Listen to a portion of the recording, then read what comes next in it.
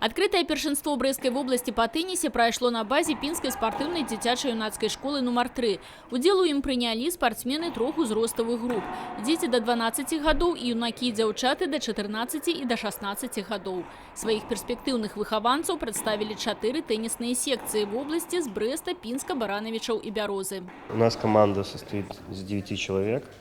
Ребята 12, 14, 16 лет по 2 мальчиков, 2 девочек. Ну и 16 лет одна только девочка. Младшие мальчики, надеюсь, что вдвоем будут в финале играть.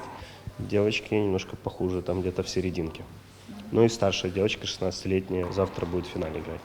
Разом з брэсцкім трэнерам упершыню прыехаў у Пінск яго выхаванец Улад Далбусін. 10-гадовы тэнісіст з Кобрына ездзіць займацца любімым спортам у Брэст. Нягледзячы на ўзрост, спартсмен ён даволі вопытны. Не раз прымаў удзел у спаборніцтвах не толькі абласнога, але і міжнароднага ўзроўню.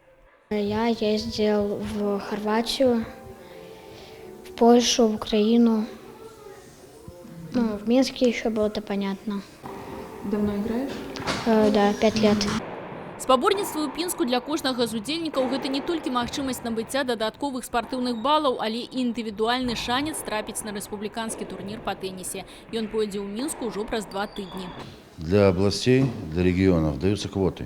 Вот это первенство, кто занимает первое место в возрастной группе, попадает в основную сетку на республику. И это еще подводит второй момент, это работа школ.